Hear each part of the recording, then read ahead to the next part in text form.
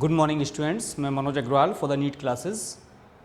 हम इससे पहले के टॉपिक में पढ़ चुके ह्यूमन रिप्रोडक्शन, मनुष्य में जनन। आपको पता है कि ह्यूमन बीइंग्स यूनिसेक्सुअल होते हैं, एक लिंगी, इट मीन्स सेक्सुअल डायमॉर्फिज्म पाया जाता है, ठीक है। और उसमें हमने मेल रिप्रोडक्टिव सिस्टम पढ़ लिया था, फीमेल रिप्रोडक्टिव सिस्टम पढ़ लिया था। तो मेल रिप्रोडक्टिव सिस्टम में हमने जितने भी मेल ऑर्गन्स थे उन सब के बारे में पढ़ लिया। फीमेल रिप्रोडक्टिव सिस्टम में हमने फीमेल ऑर्गन्स के बारे में पढ़ लिया। अब यहाँ पर एक टॉपिक आया था कि मेथड ऑफ सेक्सुअल रिप्रोडक्शन, कि सेक्सुअल रिप्रोडक्शन एक्चुअली कैसे होता है, फिजियोलॉजी ऑफ रिप्रोडक्शन। तो फिजियोलॉजी ऑफ रिप्रोडक्शन, आपको पता है कि मनुष्य में लैंगिक जनन ही होता है। तो जो फिजियोलॉजी ऑफ रिप्रोडक्शन है इसको हमने 3 स्टेप में डिवाइड कर दिया था। एक तो प्रोसेस था हमारा गैमेटोजेनेसिस था, गैमेटोजेनेसिस हिंदी में कहते हैं युग्मक जनन। इसमें मेल और फीमेल गैमीट कैसे बनते हैं in the testis and ovary via the process of the gametogenesis, meiotic division से। दूसरा था यहाँ पर एक्ट ऑफ कपुलेशन,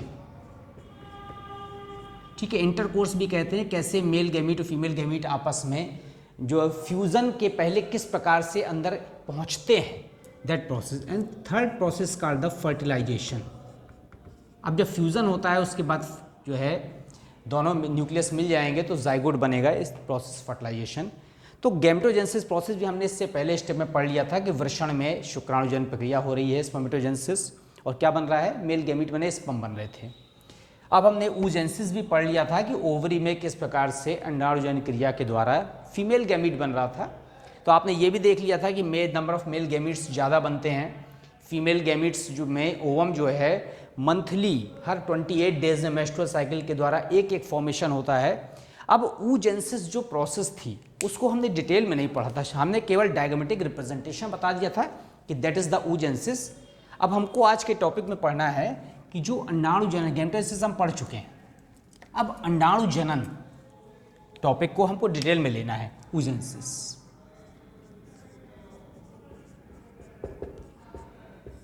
क्या कहते हैं हिंदी में इसको, अंडाणु जनन।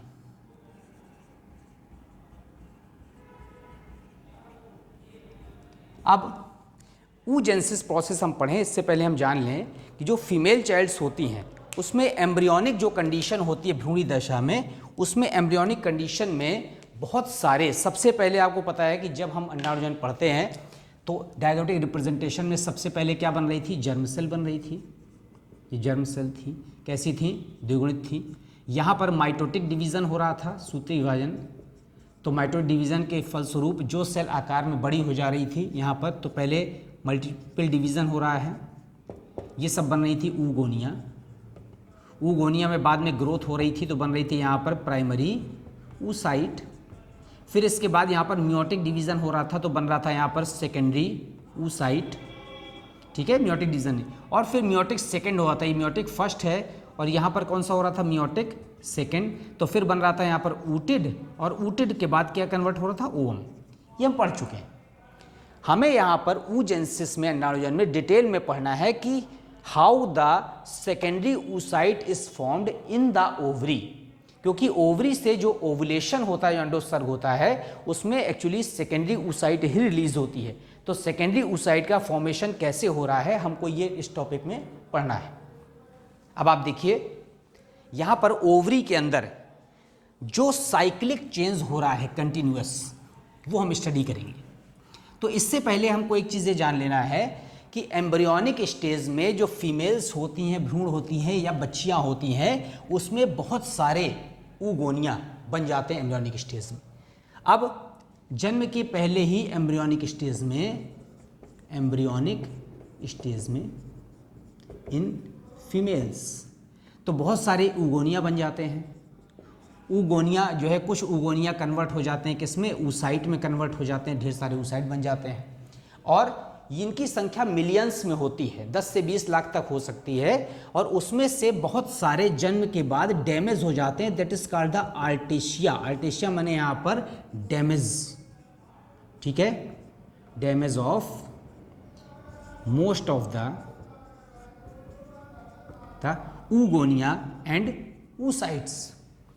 अब इसके बाद जब ये प्राइमरी oocyte बन जाएगी तो प्राइमरी oocyte किस तरह से कन्वर्ट कर रही है मियोटिक डिवीजन के द्वारा डेवलप करती हुई सेकेंडरी oocyte में, और सेकेंडरी oocyte के बाद जब ओवुलेशन होता है तो कौन कौन सी प्रोसेस होती हैं उन सबको हमको पढ़ना है। और जो उसमें प्यूबर्टी के बाद एक एक जो oocyte होती है वो डेवलप होती जाती है, और पूरे लाइफ साइकिल में 400 से 500 oocyte ही डेवलप होकर के सेकेंडरी oocyte ooted में कन्वर्ट होती है। इसी में पूरी लाइफ साइकिल बीत जाती है, क्योंकि प्यूबर्टी से लेकर के जब से मेस्टुरल साइकिल शुरू होता है, ठीक है, मेनार्क से लेकर के और मेनोपाज तक लगभग 55 साल की एज तक 400 से 500 ही सेकेंडरी oocyte बन पाती, इससे ज़्यादा नहीं बन पाती। तो हम यहाँ पर ओवरी के अंदर किस प्रकार के चेंजेस हो रहे हैं ये देखते हैं। सपोज करिए this is the structure of the ovary, ठीक है, ये ओवरी का हमने अप्रॉक्सीमेटली स्ट्रक्चर बना दिया समझने के लिए आपको। And this is the secondary oocyte। तो अब सेकेंडरी oocytes बना रहे कैसे हैं, तो सबसे पहले हम कहाँ शुरू करते हैं, oogonia से शुरू करते हैं। जर्म सेल जब डिवाइड करती है तो उसे क्या कहते हैं, यहाँ पर डिवाइड करने के बाद जो डिप्लॉयड सेल्स बनती है that is called the oogonia। अब ये जो oogonia है, इस oogonia में बाहर की तरफ पेरिफेरल पार्ट पर, यहाँ पर ये oogonia है, oogonia में पेरिफेरल पार्ट पर यहाँ पर बहुत सारी सेल्स होती हैं,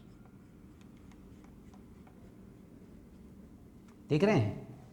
ये जो सेल्स यहाँ पर बनी हुई हैं, these cells are called the follicular cells. और किस साइज की होती है, स्क्वेमस होती हैं। शेप इनका कैसा है, स्क्वेमस। तो स्क्वेमस फॉलिकुलर सेल्स। और इसके अंदर क्या प्रेजेंट है यहाँ पर,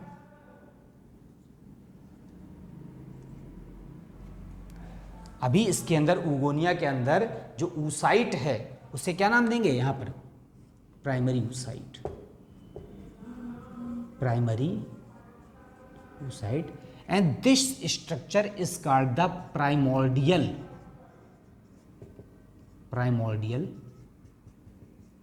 फॉलिकल। समझ रहे हैं। हम यहाँ इसको इरेज कर दें, थोड़ा सा फिगर बड़ा होगा तो समझने में आसानी होगी। अब प्राइमोर्डियल फॉलिकल फिर ग्रो करती है। ये जो स्क्वेमस फॉलिकुलर सेल्स बनी हुई है ना, ये स्क्वेमस फॉलिकुलर सेल्स यहाँ पर कई राउंड की लेयर्स बनाती हैं। And these layers are called the membrana granulosa.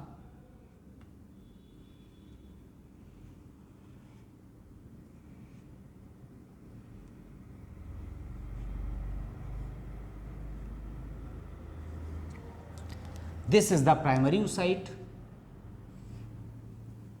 and these layers, ये जो concentric layers आपको दिखाई दे रही है ना, these concentric layers are called the membrana granulosa। ठीक है। अब ये मेम्ब्रेना ग्रेनुलोसा लगभग 6 to 7 कंसेंट्रिक लेयर्स हैं। अभी भी अंदर क्या है, प्राइमरी oocyte है। अब जैसे मेम्ब्रेना ग्रेनुलोसा बन जाता है तो ये जो प्राइमोर्डियल फॉलिकल है हमारी, ये प्राइमोर्डियल फॉलिकल को अब हम कहते हैं यहाँ पर प्राइमरी फॉलिकल।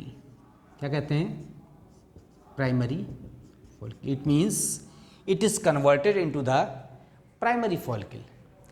तो प्रारंभिक पुटिका और प्राथमिक पुटिका, फिर से इसमें ग्रोथ होती है।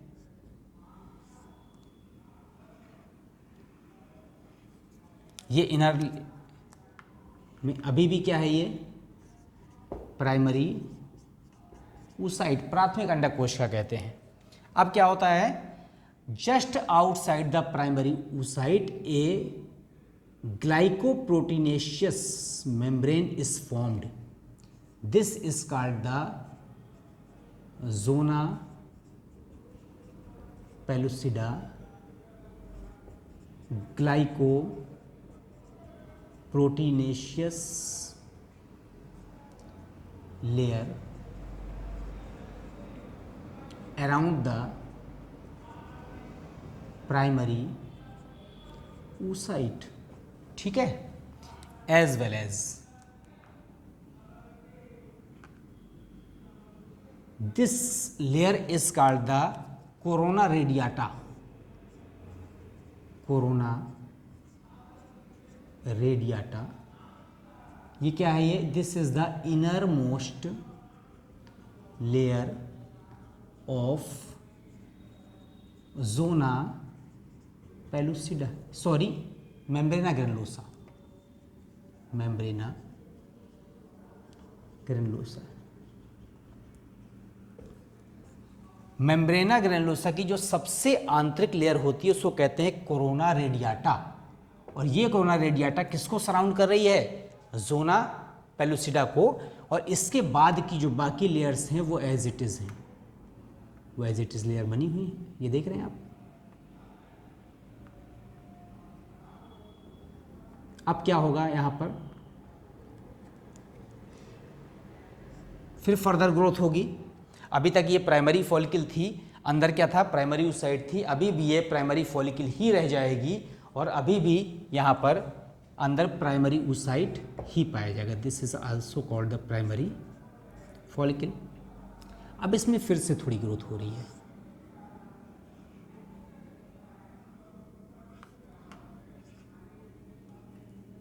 अभी भी ये क्या है? प्राइमरी oocyte है, ठीक है। प्राइमरी oocyte है। आप देख रहे हैं सबसे जो जोना, इसके चारों ओर जो मेम्ब्रेन है वो कौन सी है?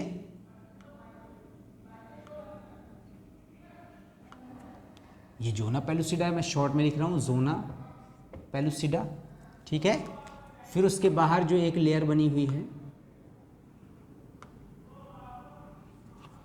This layer is called the corona radiata.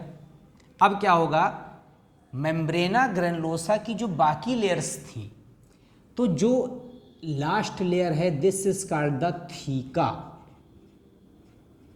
और थीका जो है बाहर की तरफ बनाएगी थीका एक्सटर्ना, और जो अंदर की तरफ बनाएगी that is called the theca interna.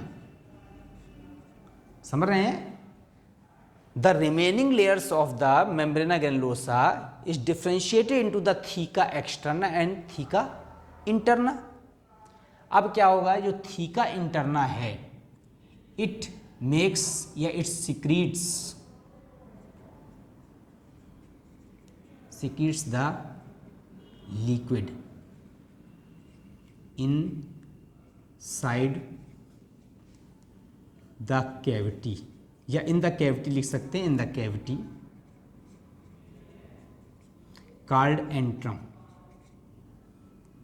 क्या नाम देते हैं? एंट्रम। इसके अंदर यहां पर एक कैविटी बन गई, that is called the antrum.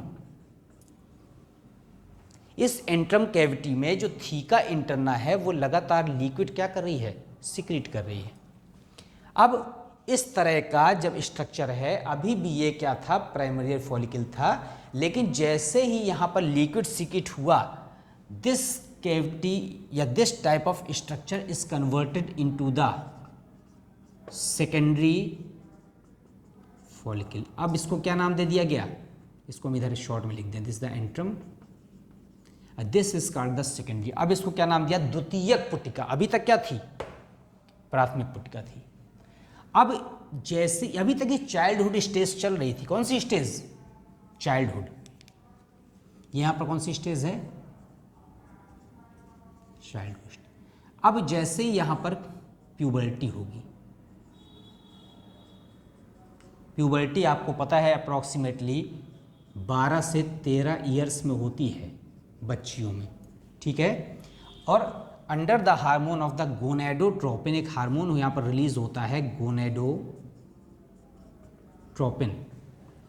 तो प्यूबर्टी के समय जो गोनेडोट्रोपिन हार्मोन सिक्रीट हो रहा है, एज वेल एज गोनेडोट्रोपिन के साथ साथ follicle stimulating hormone FSH, also called the follicle stimulating hormone किससे सिक्रीट हो रहा है? पिट्यूटरी ग्लैंड से। और इसी समय यहाँ पर मियोटिक डिवीजन होगा। मियोटिक डिवीजन कौन सा? फर्स्ट। किसमें? प्राइमरी oocyte में। जैसे ही प्राइमरी oocyte में मियोटिक डिवीजन होगा तो आप देखिए यहां पर it is converted into the secondary oocyte. This is the secondary oocyte. ठीक है. As well as secondary oocyte के अलावा बाकी जो लेयर्स थी, जोना पेलुसिडा लेयर थी, ठीक है, ये ब्लैक कलर से बना देते हैं, ये जोना पेलुसिडा लेयर थी और इसके बाहर क्या था, यहाँ पर ये कोरोना रेडिएटा था. आप देखिए नंबरिंग कर दे रहे हैं. This is secondary oocyte, it is zona pellucida, it is the corona radiata. अब सेकेंडरी oocyte अंदर आ गई है तो सेकेंडरी oocyte आने के बाद इसमें थोड़ा चेंज होगा, और जब चेंज होगा तो इसमें क्या होगा कि it is converted into the Graafian follicle. किसमें कन्वर्ट हो जाएगी? ग्राफियन फॉलिकल में. अब कुछ जगह पर यहां पर भी एंट्रम कैविटी थी और कुछ जगह पर यहां पर एंट्रम कैविटी नहीं मिलेगी. Is the large cavity, large antrum. वहां पर स्मॉल एंट्रम थी, यहां पर एंट्रम क्या हो गई? लार्ज हो गई है. अब ये जो ग्राफियन फॉलिकल है इसमें यहां पर जो हमारी कौन सी लेयर थी? मेम्ब्रेना ग्रैनुलोसा की जो आउटर मोस्ट लेयर थी, बाहरी लेयर, पेरिफेरल लेयर, वो पेरिफेरल लेयर यहां पर क्या बनाएंगे? This is the cumulus ovarius. This is the cumulus ovarius. है क्या ये? This is the group of cells at border. Border पर जो ग्रुप ऑफ सेल्स लगे होंगे उसके कारण से ये जो हमारा सेकेंडरी oocyte है ये थोड़ा किनारे की तरफ शिफ्ट हो जाएगा. देखिए इसको किनारे की तरफ शिफ्ट करके बनाते हैं. ये सेकेंडरी oocyte, ठीक है, ये.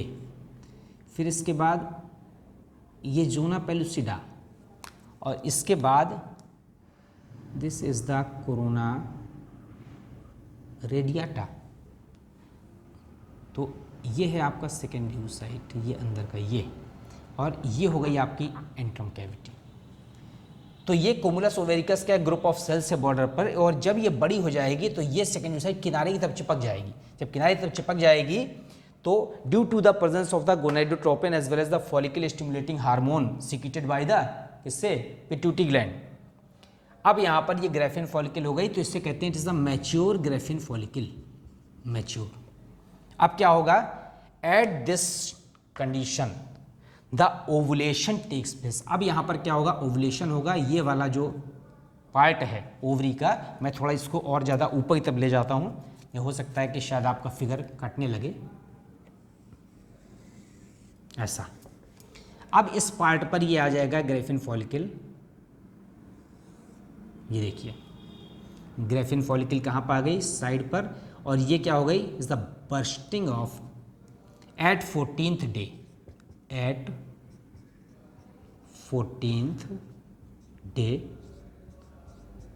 Ovulation takes place. अब जो ओवुलेशन कैसे होगा? बाय बर्स्टिंग ऑफ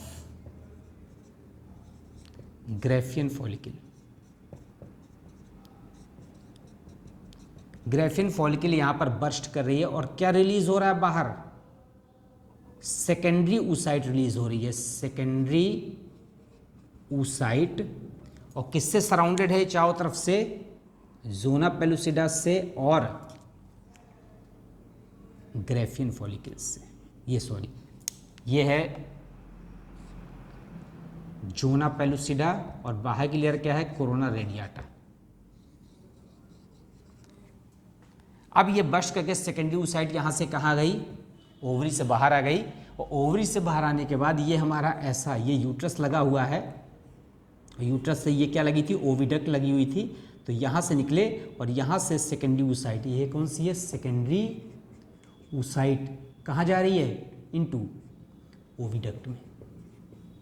तो आपको मैं इसलिए ये फिर से डिटेल डिस्क्रिप्शन बता रहा हूँ कि ओवरी से ओवम रिलीज नहीं होते, ओवरी से सेकेंडरी oocyte रिलीज होती है और मियोटिक डिवीजन फर्स्ट के बाद सेकेंडरी oocyte बन रही है। तो सेकेंडरी oocyte में मियोटिक डिवीजन सेकेंड पूरा नहीं हुआ, मियोटिक डिवीजन सेकेंड शुरू हुआ था यहाँ पर, लेकिन मियोटिक डिवीजन सेकेंड पूरा नहीं हो पाया, उसकी लेप्टोटीन स्टेज में ये रुक गया।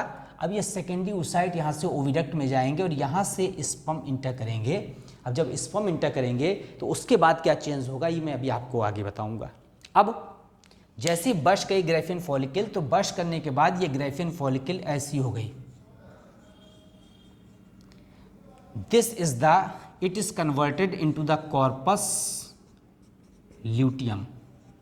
जो बर्स्ट ग्राफियन फॉलिकल है वो किस में कन्वर्ट हो गई? Corpus luteum. It is an endocrine structure.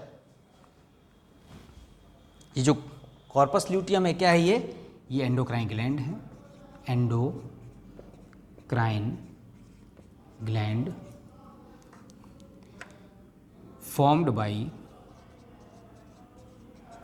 Bursting of graafian follicle. Graafian follicle के फटने से एक एंडोक्राइन ग्लैंड बन गई कॉर्पस ल्यूटियम, विच सिक्रीट प्रोजेस्टेरॉन हार्मोन। इसने क्या सिक्रेट किया? प्रोजेस्टेरॉन हार्मोन सिक्रेट किया। ये जो प्रोजेस्टेरॉन हार्मोन है अब यहाँ से सेकेंडरी oocyte अंदर जा रही है और ये यहाँ पर फर्टिलाइजेशन हो जाने तक लगातार प्रोजेस्टेरॉन हार्मोन सिक्रेट करती रहेगी। If the fertilization does not takes place, अगर इंटरकोर्स नहीं हुआ उस समय, मेल गैमेट्स नहीं पहुंच पाए, तो it is converted into the vestigial structure called the corpus. ये जो वेस्टिजियल स्ट्रक्चर है इसको देख लीजिए। This vestigial structure is the corpus albicans. क्या है ये? Vestigial structure.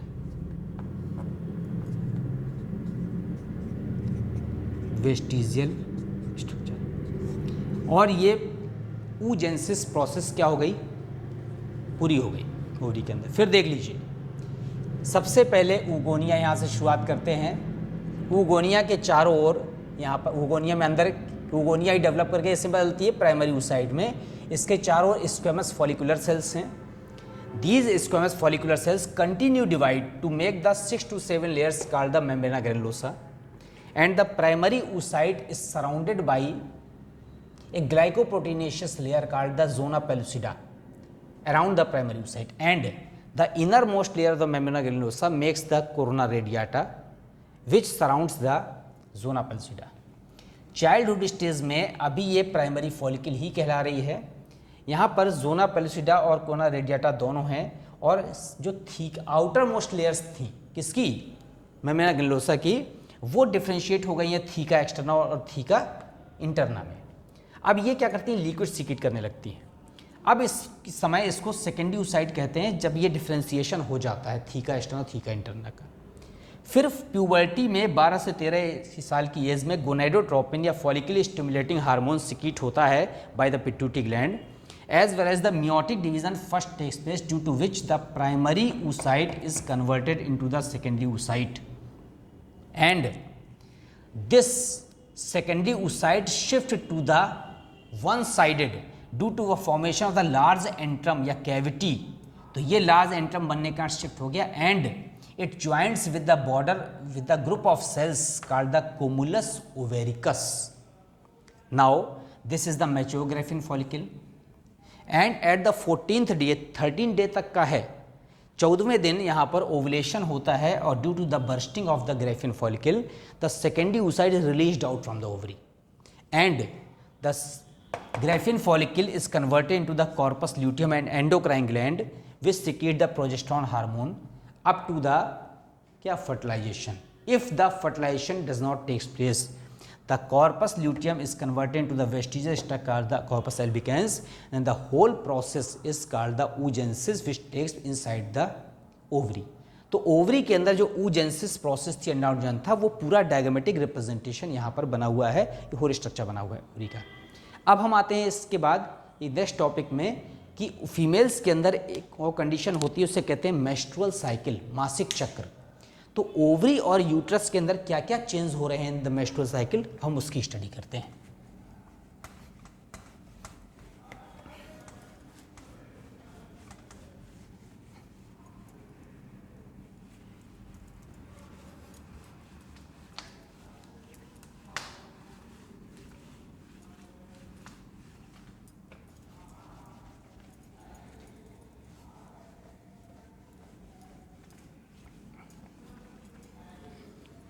हाँ, अब हम आते हैं टॉपिक में मेंस्ट्रुअल साइकिल।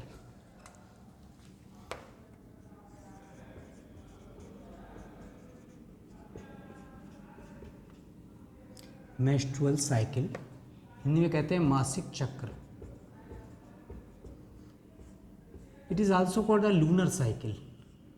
इसकी अवधि चूंकि 28 दिन की होती है, इसलिए चंद्रमा के रोटेशन के आधार पर इसको लूनर साइकिल भी कहते हैं। तो है क्या ये, the cyclic change in ovary and uterus after menarche. मासिक चक्र यहाँ पर शुरू होने लगे, या कह सकते हैं यहाँ पर आफ्टर प्यूबर्टी लिख दीजिए, आफ्टर प्यूबर्टी। उसके बाद जो साइक्लिक चेंज हो रहे हैं ओवरी और यूट्रस में, ठीक है, इन ए डेफिनिट टाइम इंटरवल, उसको यहां पर कहते हैं मासिक चक्र। अब फीमेल्स में या बच्चियों में जो मासिक चक्र होता है, उस मासिक चक्र में कौन कौन से स्टेप्स होते हैं, कौन कौन से फेज होते हैं? It comprises 3 phase. It comprises 3 phase, तीन फेज होते हैं। वो होता कितने दिन का है ये? अप्रॉक्सीमेटली 28 डेज का होता है। 3 फेज हैं। First phase is called the कौन सा? Menstruation phase. Menstruation phase. The second phase is called the pre ovulatory phase and third phase is called the post ovulatory phase। ये अप्रॉक्सीमेटली 5 दिन का होता है, ठीक है, और ये अप्रॉक्सीमेटली होता है 6 to 13th डे, 6वें से 5वें दिन तक, और ये 5th डे तक। और ये होता है यहाँ पर 14th डे। क्या होता है? 14th डे होता है यहाँ पर ओवुलेशन, अभी जो मैंने आपको बताया, ठीक है ना, ग्रेफिन फॉलिकल के बर्स्ट करने से। और उसके बाद का 15th से लेकर के और 28th तक का जो अवधि होती है, वो होती है पोस्ट ओवुलेटरी फेज। तो क्या चेंजेस हो रहे हैं वो हमको पढ़ने हैं। तो फर्स्ट फेज में आते हैं मेंस्ट्रुएशन फेज। तो ये 5वें दिन तक का होता है, 5th डे, ठीक है, 1st to 5th डे। अब पहले से 5वें दिन तक जो भी यूट्रस के अंदर, यूट्रस की वॉल है, उसको क्या कहते हैं? मायोमेट्रियम कहते हैं।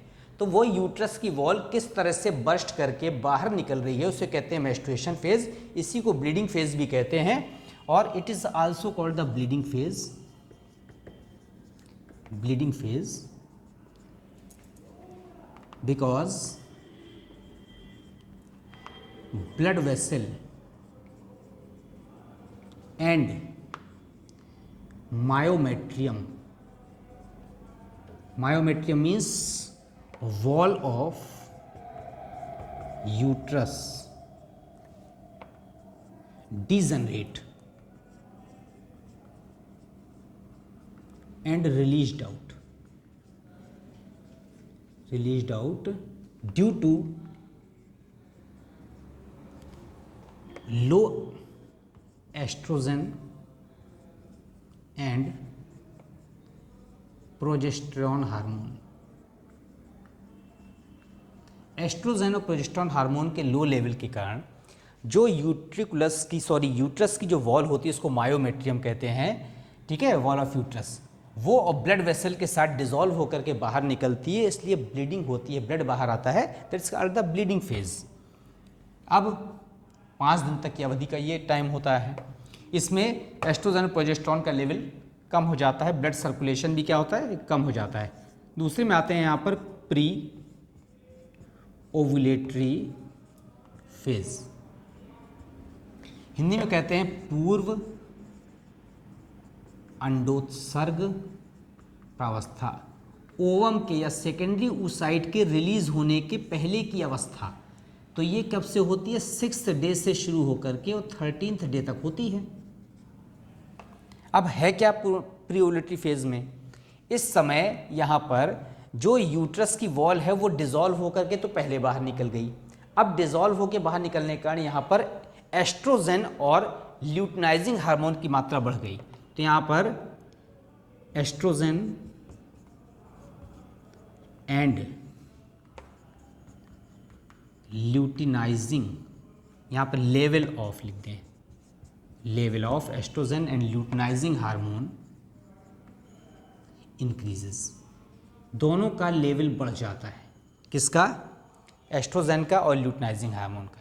जब यहाँ पर एस्ट्रोजन और ल्यूटिनाइजिंग हार्मोन का लेवल बढ़ेगा तो आपको पता है कि ल्यूटिनाइजिंग हार्मोन यहाँ पर किससे सिक्रीट हो रहा है, ये वाला LH हार्मोन, ये तो होता है पिट्यूटरी ग्लैंड से, पिट्यूटरी ग्लैंड, और ये किससे हो रहा है, ये ओवरी से हो रहा है।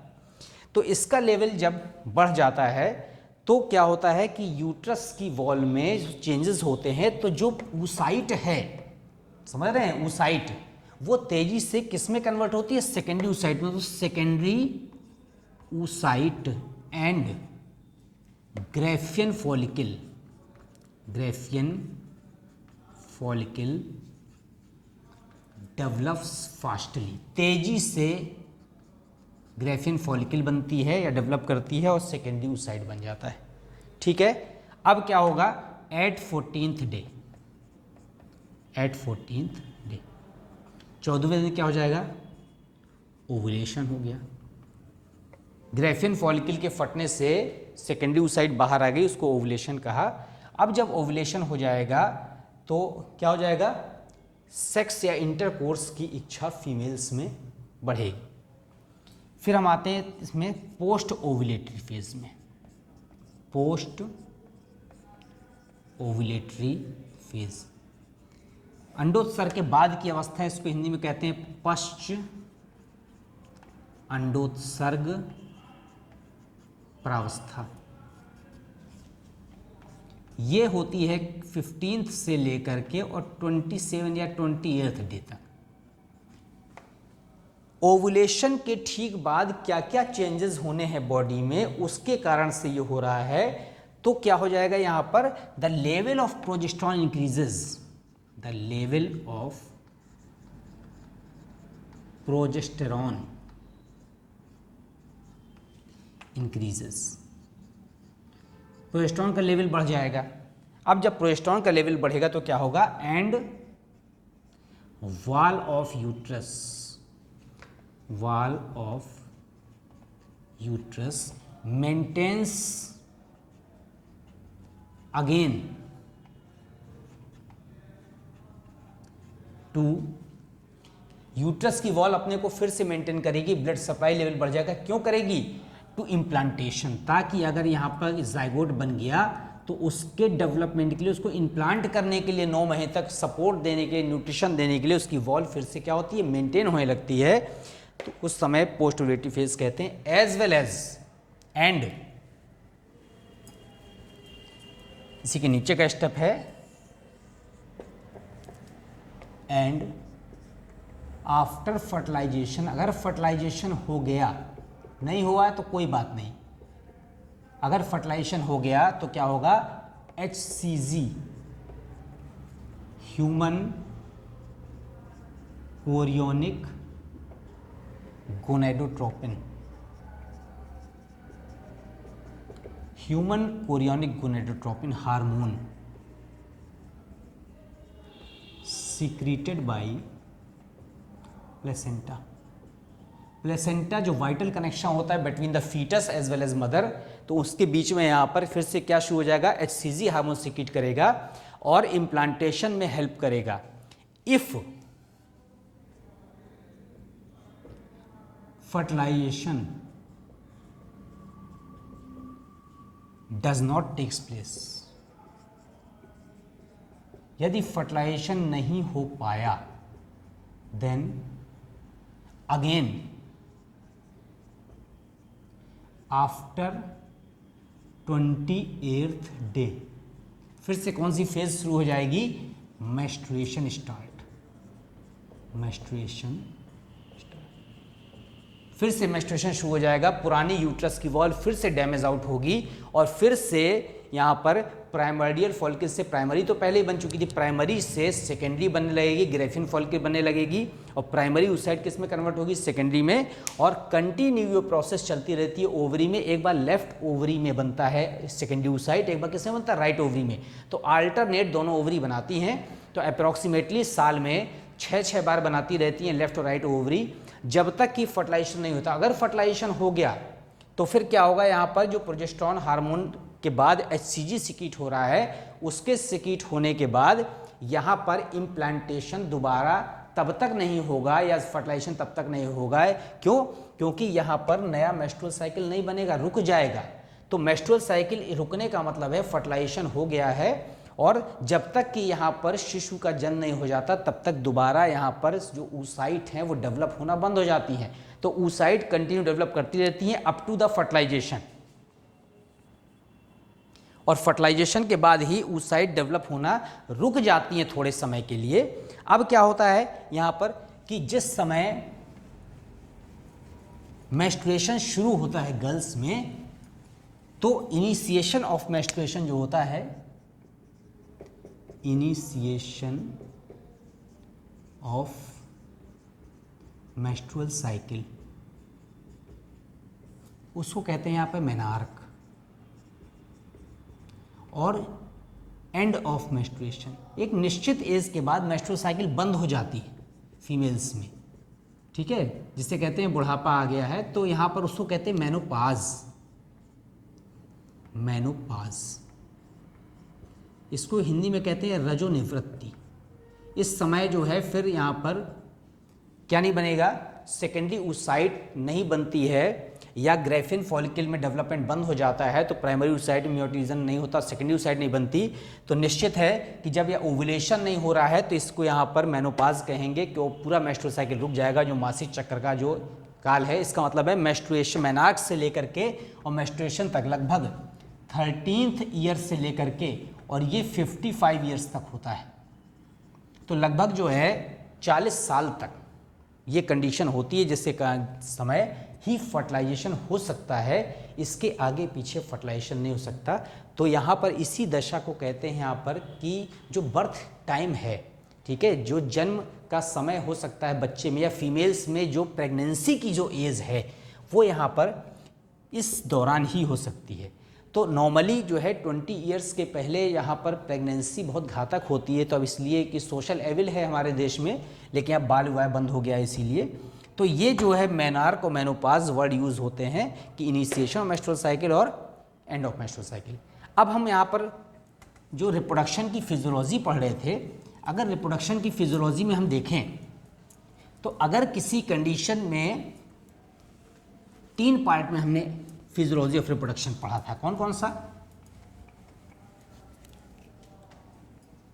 द फिजियोलॉजी ऑफ रिप्रोडक्शन, कौन कौन सा था, पहला था यहाँ पर गैमेटोजेनेसिस, तो गैमेटोजेनेसिस हमने पूरा पढ़ लिया। दूसरे पार्ट में क्या आया था, हम कपुलेशन, कपुलेशन को हिंदी में कहते हैं मैथुन,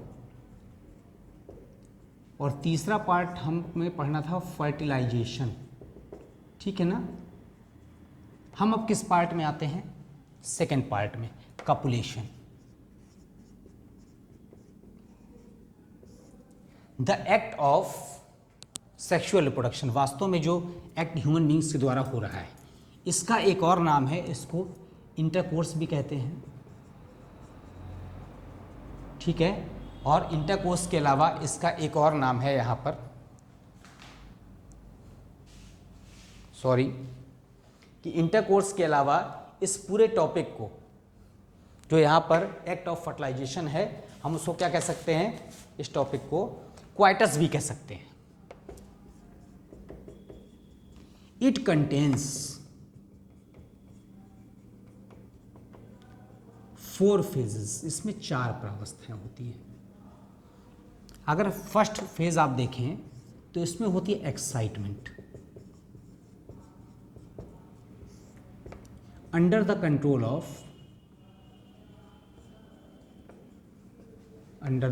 of para sympathetic nervous system. तो क्या हो जाएगा यहाँ पर, पेनिस इरेक्शन हो जाएगा, पेनिस इरेक्शन, ठीक।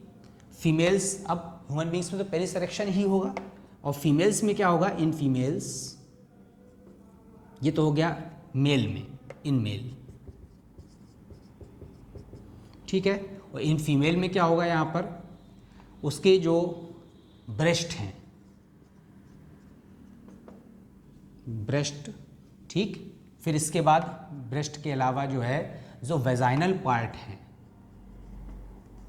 वेजाइनल पार्ट, वो क्या हो जाएंगे यहाँ पर, जो है becomes enlarge due to blood filling, ठीक है। दूसरा पार्ट जो है यहाँ पर एक्साइटमेंट के बाद, वो कौन सा है, उसको कहते हैं यहाँ पर प्लेटू।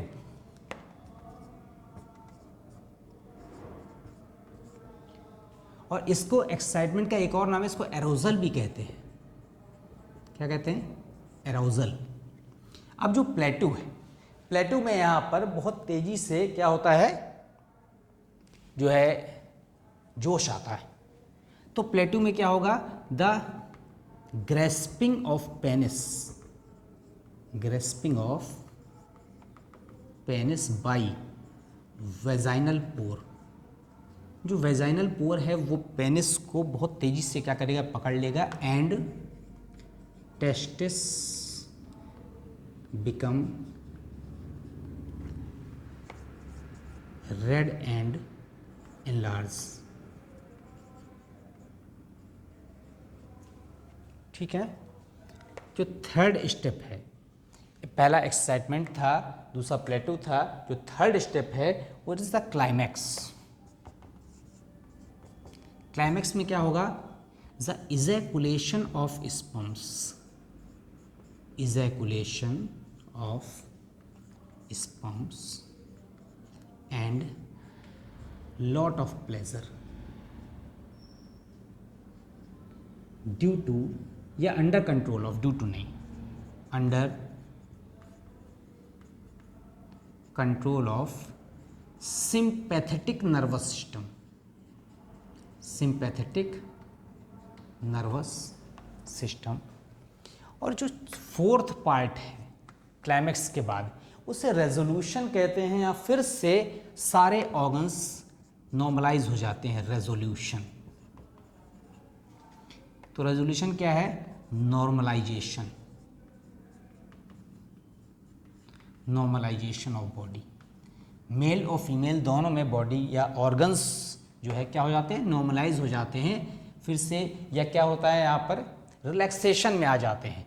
नॉर्मलाइजेशन कह सकते हैं, रिलैक्सेशन कह सकते हैं। That is the 4th step in the copulation, act of copulation में, ठीक है।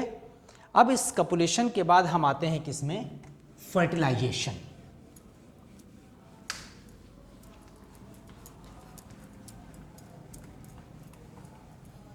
कौन से टॉपिक में आते हैं, थर्ड स्टेप में आते हैं, that is called the fertilization. Hindi में कहते हैं निषेचन, ठीक है। तो क्या है यहाँ पर, the fusion of male and female gametes. तो मेल और फीमेल गैमीट्स का जो फ्यूजन हो रहा है, that is called the fertilization. अब आप देखेंगे यहाँ पर कि there are two types of fertilisation.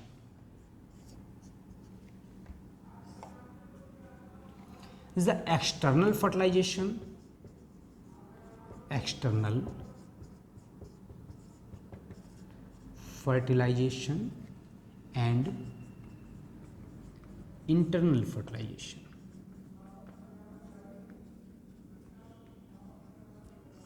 बाह्य और आंतरिक निषेचन। तो यहां पर क्या ये ह्यूमन बींग्स में नहीं है, ठीक है। तो इन लोअर ऑर्गेनिजम्स, इन लोअर ऑर्गेनिजम्स, जैसे इनवर्टिब्रेट्स में, सब फ्रॉग में होता है, कुछ फिशेज में भी होता है, ठीक है। तो क्या होगा यहाँ पर, fusion of male and female gametes, gamete तो बन रहे हैं, रिप्रोडक्टिव ऑर्गन्स भी हैं, आउटसाइड द बॉडी, बॉडी के बाहर फ्यूजन हो रहा है। एग्जाम्पल आप देख रहे हैं फ्रॉग में, सम फिशेज भी हैं, केवल फ्रॉग पर नहीं है। तो कहाँ होता है, यहाँ पर वाटर में होता है। तो जो फीमेल होता है वो अपने एग्स को वाटर में ड्रॉप कर देते हैं, और जो मेल होता है वो द ग्रुप ऑफ स्पर्म्स, जिसे फोम के फॉर्म में, जेली के फॉर्म में यहाँ पर उसको ड्रॉप कर देते हैं। तो जो एग्स रहते हैं वो फोम या जेली में चारों तरफ से कवर था कि पानी में बह ना जाए। तो ये एक्सटर्नल फर्टिलाइजेशन है। ये है यहाँ पर in human, in higher organisms, in higher organisms where fusion of male and female gametes inside the body, inside the body of female। Human beings में जो फर्टिलाइजेशन होता है वो किस जगह पर हो रहा है, यहाँ पर फर्टिलाइजेशन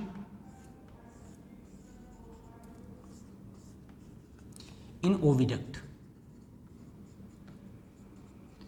ओविडक्ट में हो रहा है यहाँ पर फर्टिलाइजेशन इंटरनल, ठीक है। अब फर्टिलाइजेशन तो हो गया, फर्टिलाइजेशन कैसे हो रहा है उस प्रोसेस को भी आपको बताते हैं। अब इसके बाद एक होता है internal fertilization and internal development. Human beings में फर्टिलाइजेशन भी इंटरनल हो रहा है, और जाइगोट से जो फीटस है या तो बेबी डेवलप होने तक पूरा डेवलपमेंट बॉडी के अंदर हो रहा है। कहाँ, यूट्रस में इम्प्लांट होकर के तब जन्म हो रहा है। तो अभी हम यहाँ पर प्रोसेस ऑफ फर्टिलाइजेशन पढ़ते हैं। कौन सी, इंटरनल फर्टिलाइजेशन की। प्रोसेस ऑफ फर्टिलाइजेशन, ठीक है। ये यहाँ पर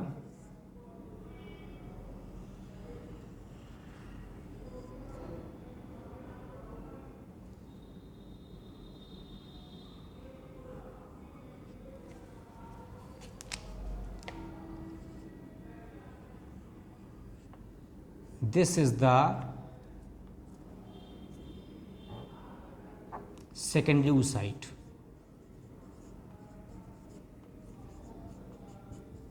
released by the graphene, bursting of the graphene follicle, and this is the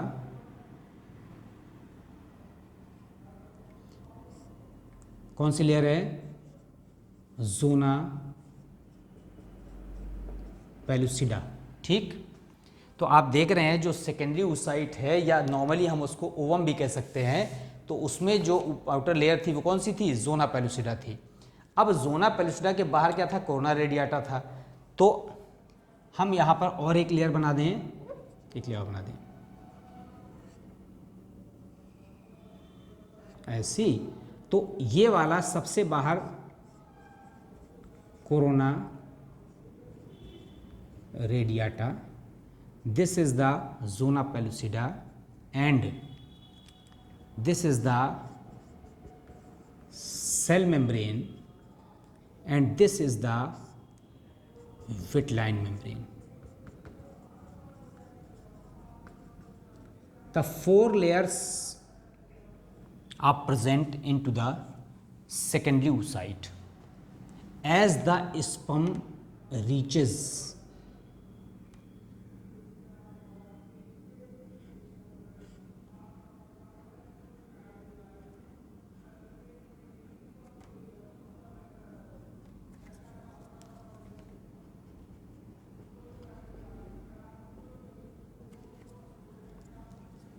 ये स्पर्म है।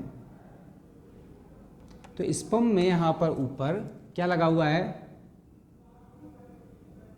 तो आप देखिए सबसे पहले कि ये पार्ट यूट्रस था,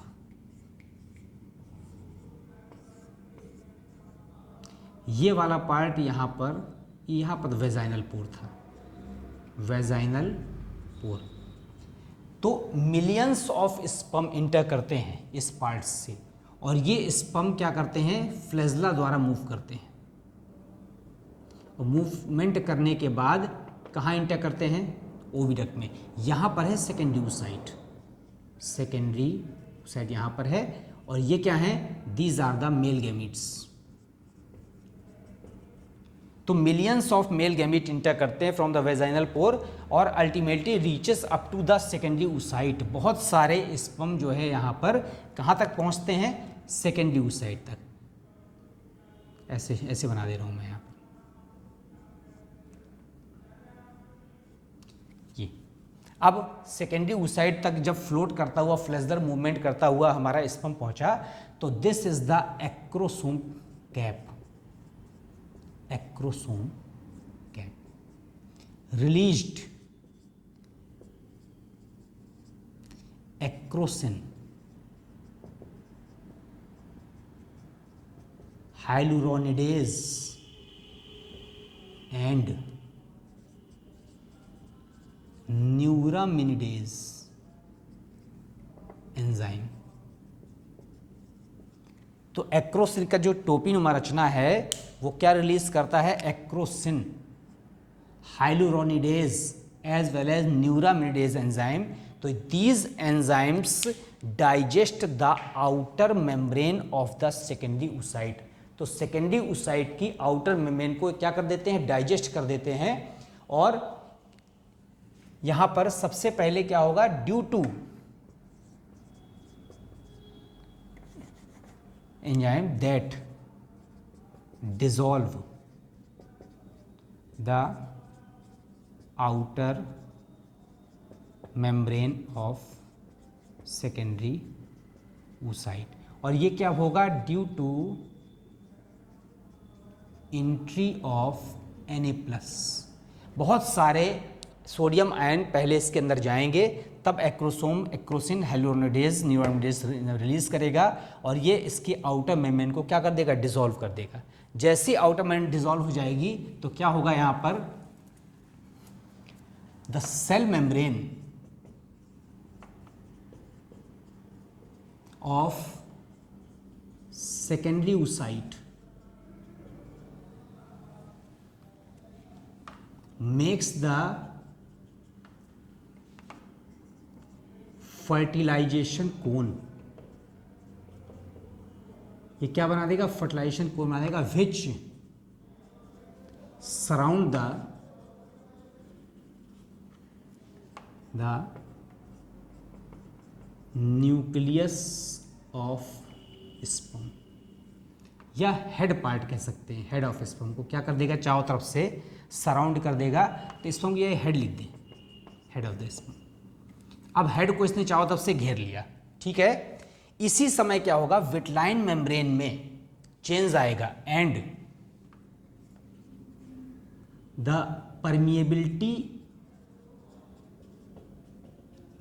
permeability of vitelline membrane changes due to influx of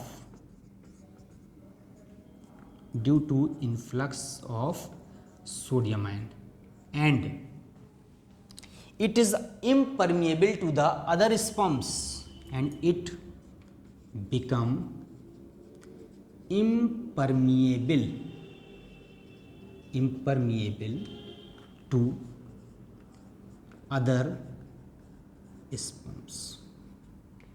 अब दूसरे स्पर्म के लिए अंदर जाने का रास्ता बंद हो गया। अगर अंदर जाने का रास्ता बंद नहीं होता तो बहुत सारे स्पर्म अंदर चले जाते। It means it is advantageous